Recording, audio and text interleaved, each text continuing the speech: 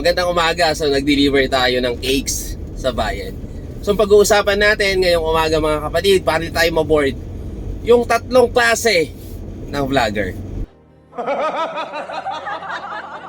Una, ito yung napaka-controversial. Ito yung mga vlogger, content creator na walang pakialam sa mga manonood. Wala siyang pakialam kung nakakabuti or nakakasama, kung nakakasakit. Ito yung wala silang pakialam sa damdamin ng isang tao. Kung ito ba ay pagbigay sa kanila ng magandang. So ito yung mga content creator, vlogger mga kapatid na kung tawagin ay for the views only. Kasi wala silang pakialam. Kita lang at payout at kasikatan ang kanilang iniisip. Number 2, ito yung vlogger na mas lalong walang pakialam.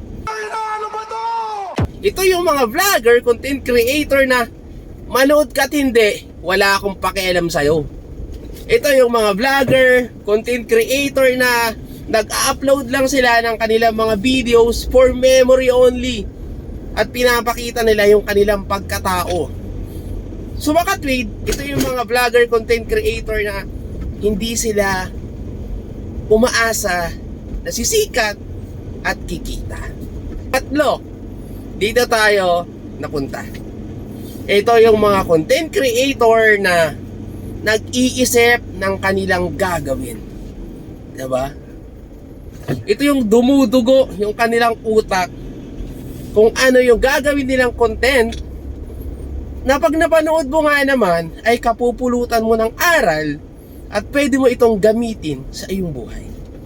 At of course, ito yung mga katulad ko na kung tawagin ay safety advocate, or ito yung mga tinatawag na road safety creator or road safety vlogger.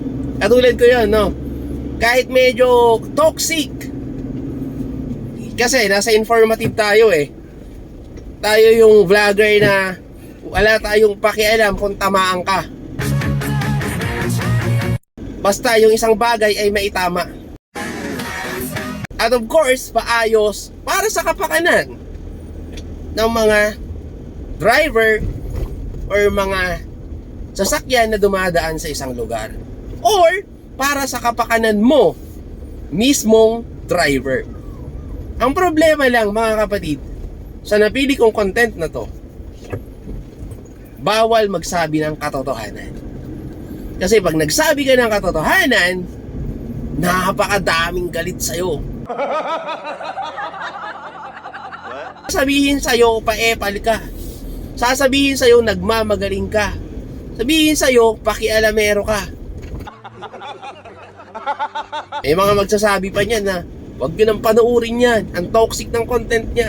Wala nga naman talaga nanonood sa atin.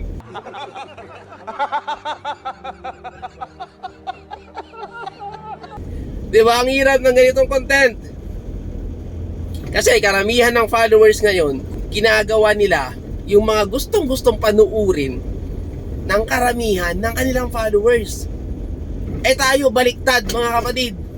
Kung ano yung ayaw mong panuurin dahil masasaktan ka, kapag gumawa ako ng content, masasaktan ka, ayaw akong panuurin. May pang-apat pala mga kapatid. Ito yung mga vlogger na kaibigan na nila, kapamilya na nila, anak na nila, asawa na nila yung content creator, hindi man lang ma-share, maka-like, or maka-comment sa gawa nila. Bakit? Natatakot kasi siya na sumikat. Yung kamag-anak mo, yung tropa mo. Takot ka, di ba? Ano ba to? Pero kapag sumikat na yan, ikaw unang hihingi ng pabor sa kanya. Ikaw magsasabi na kaibigan ko yan. Ikaw magsasabi na kapatid ko yan. Ikaw magsasabi na kaibigan ko yan kahit hindi ka na tinatanong ng mga tao. Kakilala ko yan, kaibigan ko yan, kapamilya ko yan. Best friend ko yan.